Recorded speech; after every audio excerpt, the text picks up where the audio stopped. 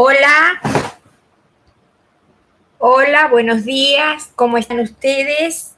Acá estamos en el canal Entre Libros y Lanas para entregarles un nuevo trabajo que va a ser la segunda parte del tema estratificación social. Bien, es un gusto estar con ustedes otra vez. Gracias a los nuevos suscriptores también que el canal tiene. Si les gustaría la idea de ayudarme, estaría bueno que se lo comenten a más personas, amigos, conocidos, a quien quiera aprender de un modo científico sobre la sociedad. Les puedes contar a las personas compañeras de excursiones, ahora que todo el mundo está haciendo viajes, le pueden contar para que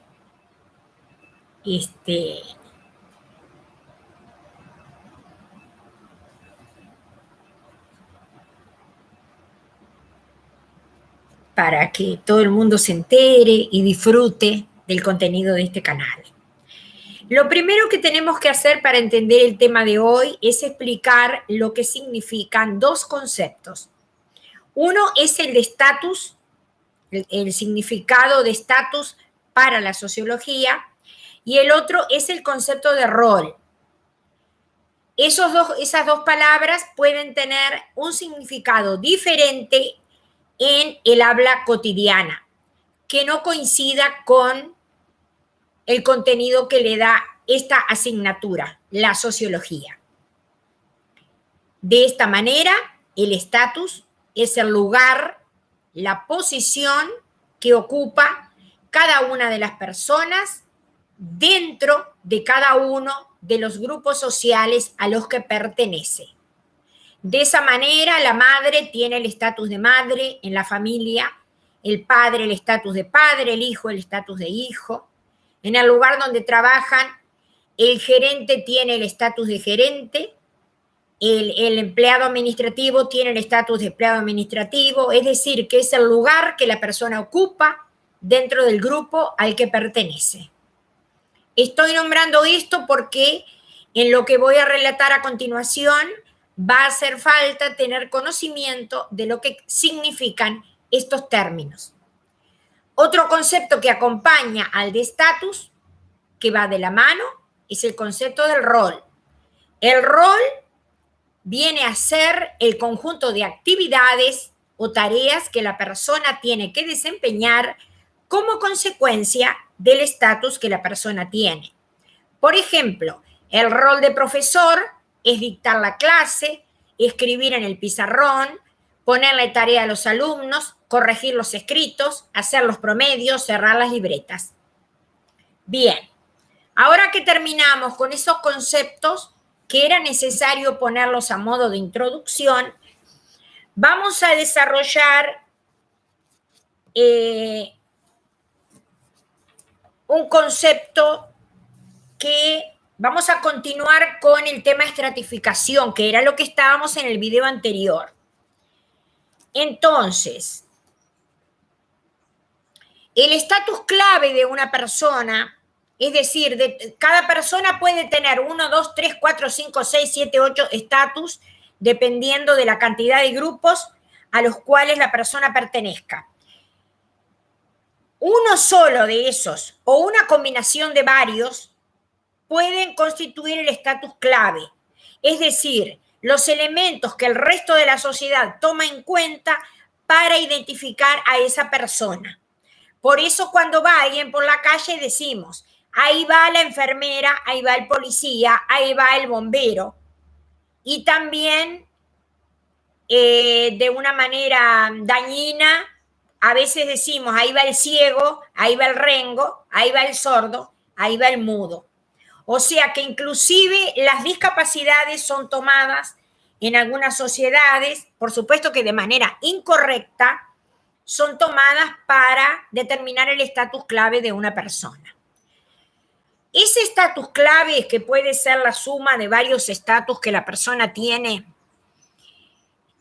ubica a la persona en una determinada clase social. Es decir, que sirve para que se lo pueda ubicar en la clase alta, en la clase media, en la clase baja o en la condición marginal. En aquellas sociedades en las cuales se da mucha importancia al linaje, es decir, de qué familia se proviene, y a los lazos de sangre de las personas, porque hay algunos países donde esto es muy importante, entonces el estatus clave va a estar determinado justamente por esas cosas, por la familia a la cual se pertenece y a los lazos de sangre dentro de esa familia, ¿verdad? En ese tipo de sociedades, la movilidad, término que vamos a desarrollar hoy y que tiene que ver con movilidad, es el traslado de una persona de una clase social a la otra. La movilidad puede ser ascendente si la persona se mueve de una clase inferior a una clase superior. Por ejemplo, si una persona se mueve desde la clase baja a la clase media, sería movilidad vertical ascendente. Y también existe la movilidad vertical descendente si la persona se moviera de la clase alta a la clase media, o sea, si bajara.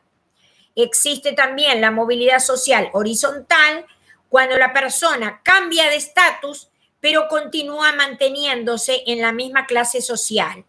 Por ejemplo, si una persona que era policía pasa a ser bombero, va a cambiar de estatus, o una maestra pasa a ser profesora, va a cambiar de estatus, pero no de clase social, porque el ingreso que va a tener y el prestigio va a ser más o menos el mismo. Bueno, volviendo a que son diferentes los elementos que se toman en cuenta en cada sociedad para determinar el estatus clave de una persona.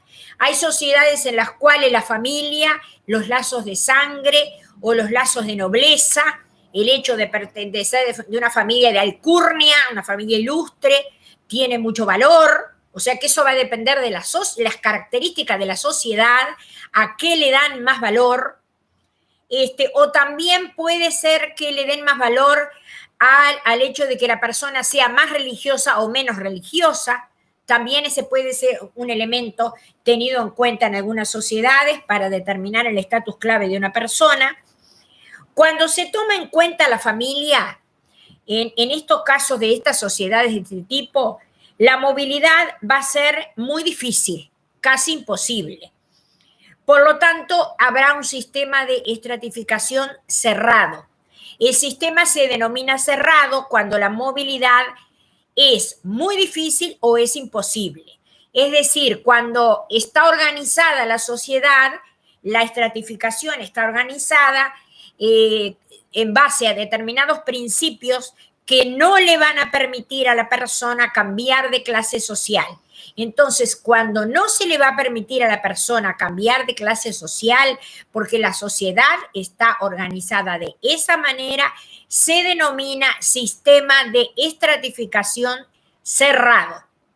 El otro tipo, el sistema de estratificación abierto, es por ejemplo, de las clases sociales, cuando la persona sí tiene la posibilidad de ascender de clase social, cuando la persona tiene la posibilidad de la movilidad, o sea, de subir o de bajar de clase social. En ese caso se denomina sociedades abiertas. En otras sociedades lo que se toma en cuenta para determinar el estatus clave de una persona puede ser el nivel educativo, que está relacionado, en el caso de las sociedades abiertas, está relacionado con la movilidad social, porque cuanto mayor sea el nivel educativo de una persona, esto le va a permitir obtener un mejor trabajo y por lo tanto percibir un mejor ingreso, y eso le va a permitir moverse hacia arriba, o sea, en una escala ascendente dentro de las clases sociales.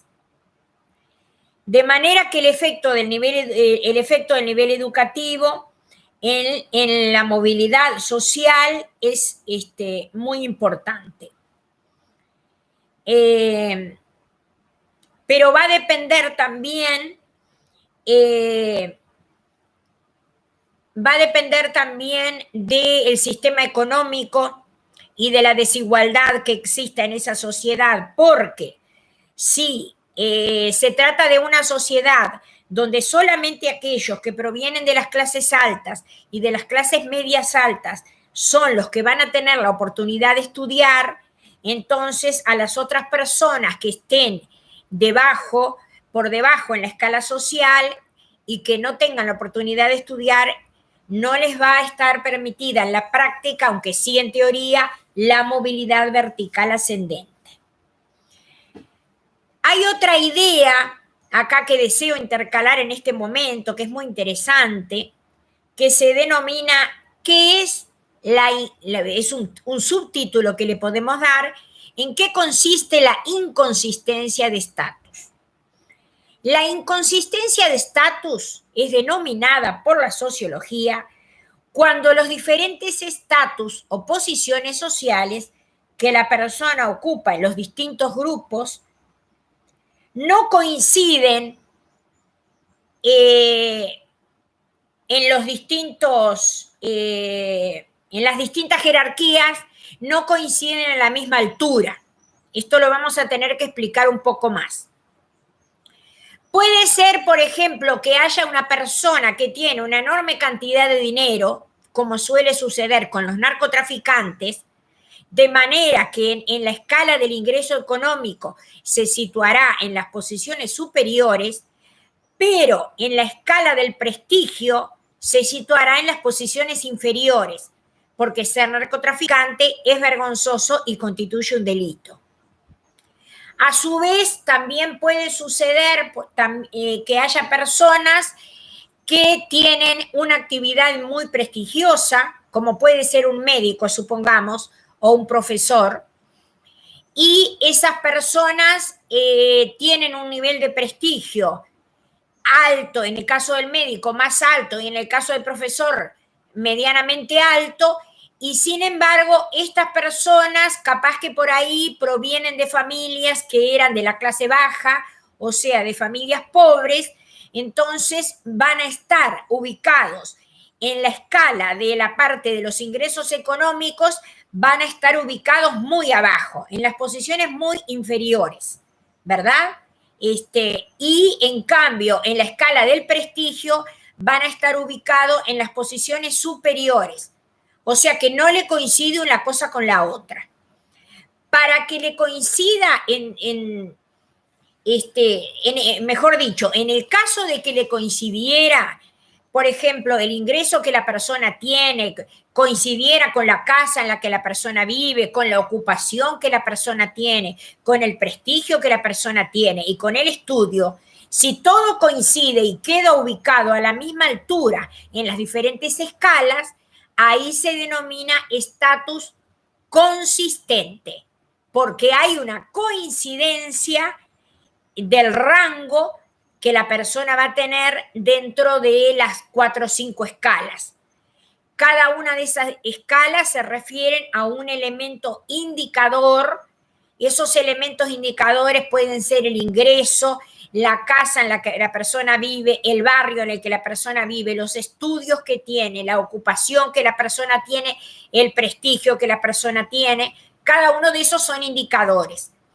Y dentro de cada uno de los indicadores se elabora una escala, ¿verdad? Dentro de la cual quedan posiciones superiores, posiciones medias y posiciones inferiores. Si a la persona le coincide todo, que por ejemplo en todas las escalas de todos los indicadores queda ubicada en el cuarto lugar, cuarto lugar, cuarto lugar, cuarto lugar, entonces el estatus ahí es consistente. Pero si no le coincide nada, porque, por ejemplo, es un médico prestigioso, pero no ha tenido la suerte de conseguir un buen trabajo, es un médico prestigioso académicamente porque salió de la facultad con un puntaje muy alto, pero no ha tenido la suerte porque no tiene contactos debido a pertenecer a una familia pobre, no tiene contactos sociales, entonces en la escala de los ingresos va a quedar bien abajo. No hay ahí una coincidencia. Cuando no existe esa coincidencia, se denomina estatus inconsistente. Este es el concepto de la inconsistencia de estatus y que es muy común entre las personas. De ahí que resulte tan difícil a veces ubicar a una persona en una clase social, porque del punto de vista del prestigio va a estar mucho más arriba, en el caso del ejemplo que acabo de dar, y en el caso del ingreso y de la casa capaz que la persona ni siquiera tiene casa y se ve obligada a alquilar, y ahí va a estar ubicado en la escala muchísimo más abajo. No hay coincidencia. Permiso. Ya continuamos. Necesito tomar un poco de agua.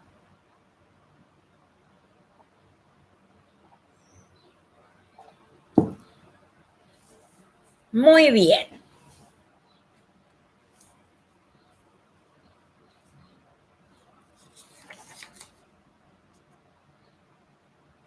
Hablamos al principio de la movilidad social y dijimos que existía en las sociedades, en los sistemas de estratificación abiertos, y dijimos que consistía en la capacidad de subir o de bajar en la escala social, o sea, de moverse de una clase social a otra. Entonces ahora vamos a completar ese tema hablando de cuáles son los canales de movilidad. La movilidad vertical, en especial la ascendente, o sea, cuando se sube, ocurre a través de ciertas vías que se denominan justamente los canales de movilidad.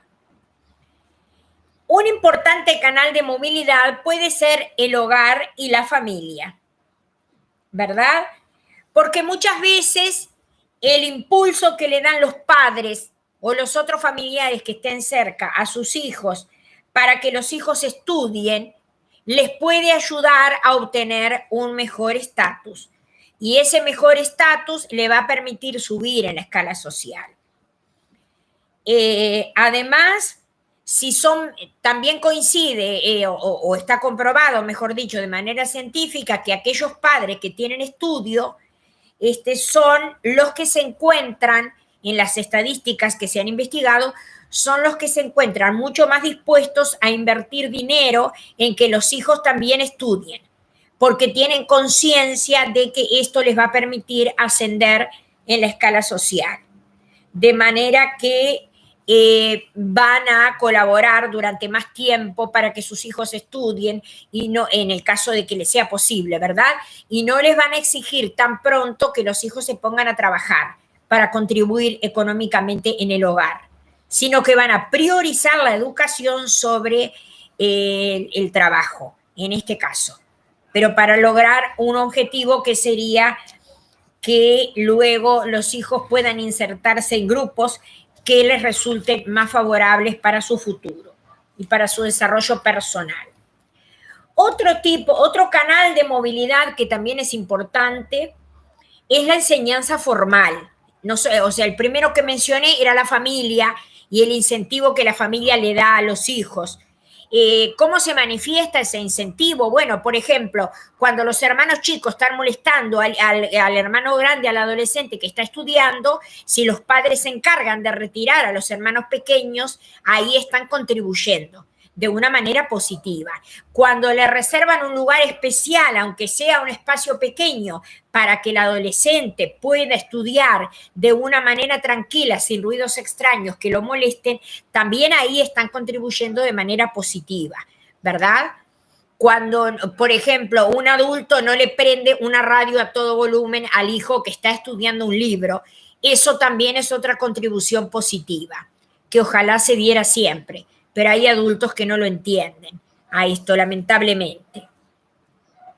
Un segundo canal de movilidad que es la educación formal, decíamos, y hay países, como sucede con el nuestro, que la educación formal es gratuita.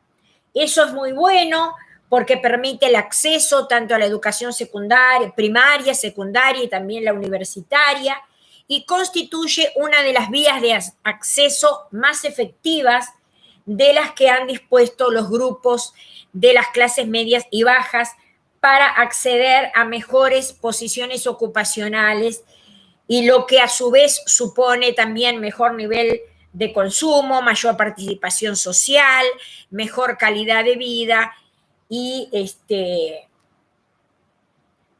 eso ha producido entonces, cuando es mucha la gente que accede a la universidad, se ha producido una verdadera fuga hacia adelante, se le denomina, en busca de títulos, que esos títulos pueden permitir les pueden abrir muchas puertas a las personas, ¿verdad? Y les pueden permitir tener una vida más digna. Ahora voy a hablarles de otro tipo de movilidad que existe también, que es la movilidad intra y la intergeneracional. Cuando estudiamos la movilidad desde otro ángulo, estamos en este caso, ya no estamos hablando más de los canales de movilidad, en realidad tendríamos que haber dicho que hay un tercer canal de movilidad, que es el hecho de poder conseguir un empleo donde se gane un buen sueldo y donde se tenga una calidad de vida buena. La forma ideal de llegar a estos empleos tendría que ser a través de los concursos, pero los concursos de verdad, los que se hacen cuando la persona demuestra todos los méritos reales que tiene, no los concursos falsos que hacen a veces algunos partidos políticos para obtener mayor cantidad de votos. Le dan primero el empleo a la persona y luego le hacen hacer una prueba para disimular y que parezca que hizo un concurso. Eso es una trampa sucia, no lo debería hacer ningún político. Lo hace todo el mundo. Está mal. No les importa que esté mal. Bueno, yo no voy a hablar de política. Vamos a pasar a otro concepto entonces. La movilidad intra y la movilidad intergeneracional. La movilidad intrageneracional viene a ser el de la misma persona dentro de su propia generación. Es decir, que es posible comparar la posición social de los individuos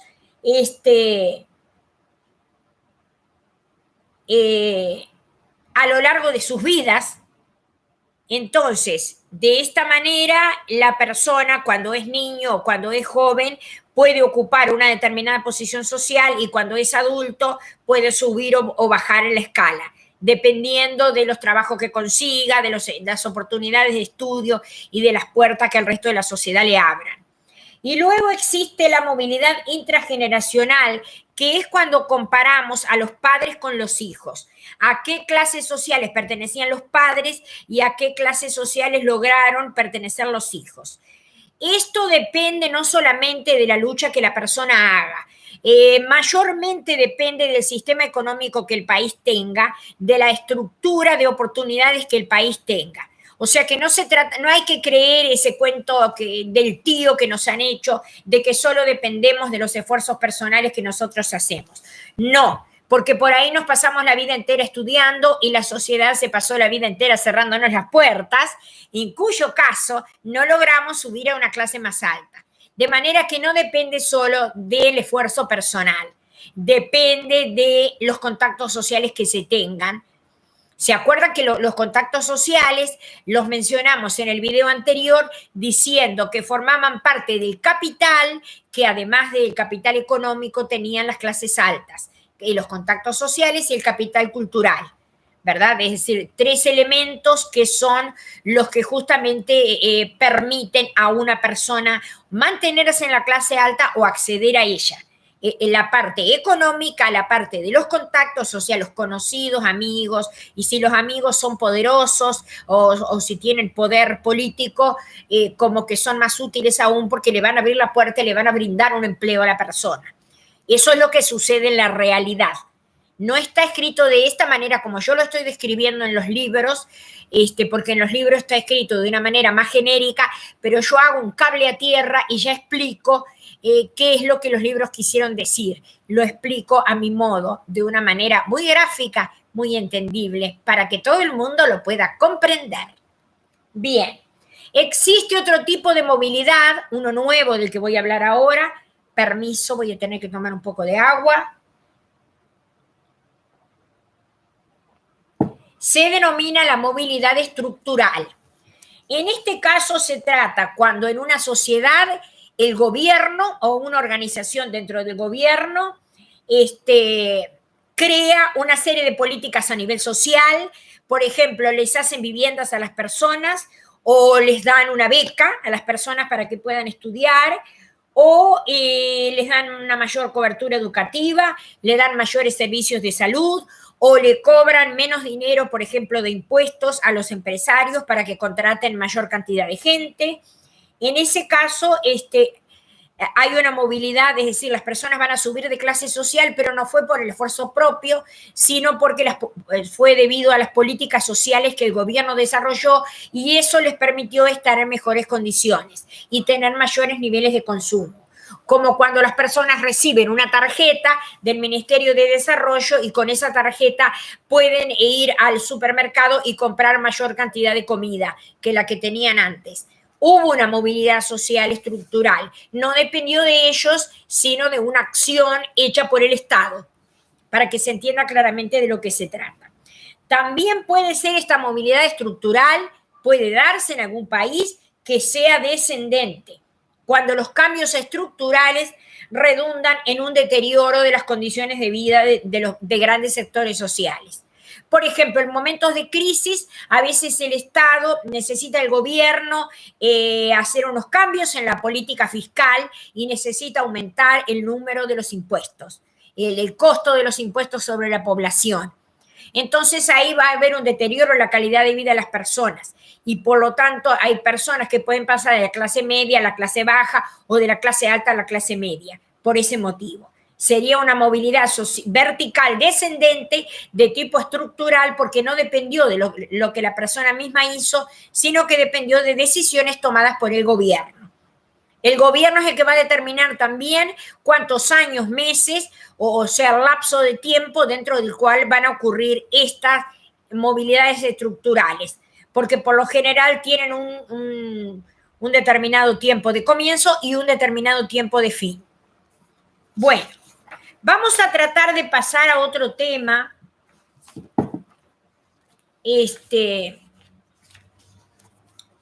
Que yo seleccioné porque debido a que me parece que es sumamente importante, hablando de las clases sociales, no solamente saber que existe la clase alta, la clase media y la clase baja, y que dentro de esas clases sociales también hay subcategorías que se dividen también en 3 partes, sino que también es importante conocer un poco sobre el tema de lo que es la pobreza, la marginalidad, cuando la pobreza es muy grande, ¿verdad? Bueno, en primer lugar, para comenzar a desarrollar el tema de la marginalidad, es el nuevo tema que vamos a comenzar desde este momento a desarrollar, los autores parten con definir a la pobreza como aquella situación donde se asocian el infraconsumo, consumir menos de lo que se necesita, las precarias condiciones de vivienda, es decir, viviendas construidas, por ejemplo, con cartón, chapa o botellas que tienen arena metida adentro, alimentación, salud y educación insuficiente también, así como una inestable e inadecuada inserción en el mercado de trabajo.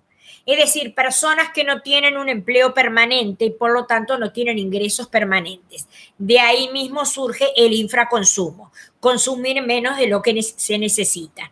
Yo, para complementar esta definición del libro, diría también que la pobreza es una condición social en la cual se encuentran las personas cuando tienen sus necesidades básicas insatisfechas. Y entre esas necesidades básicas encontramos la alimentación, el agua potable, la vivienda, la salud, la educación y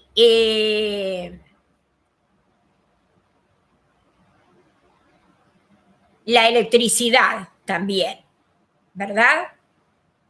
Podría ser el Internet, pero eso depende, porque ustedes saben una cosa, que es el Ministerio de Economía de cada uno de los estados el que elabora cuáles son las canastas básicas, donde se establece cuáles son las cosas que se consideran básicas para tener una vida digna en cada uno de los países. No son iguales en todos los países las canastas básicas, inclusive nuestro propio Ministerio de Economía tiene 3 tipos de canastas definidas, con listas. Yo nombré una lista que sería como la mínima, pero existen 2 tipos más, de los que no voy a hablar ahora, porque eso lo tendríamos que hablar cuando desarrollemos temas de economía. Acá lo nombré solamente al pasar. En Montevideo, por ejemplo, los sectores que ocupan los estratos más bajos de la sociedad, porque estamos hablando de la gente entonces en condiciones de marginalidad, estas personas constituyen un grupo muy heterogéneo, o sea, personas con ocupaciones muy diferentes desde el punto de vista de la extracción social también, o sea, de dónde han venido. Comprende a personas desocupadas, a personas que a veces tienen trabajo pero solamente changas afrales, a vendedores callejeros, por ejemplo, vendedores de caramelos, de galletitas, que suben al ómnibus.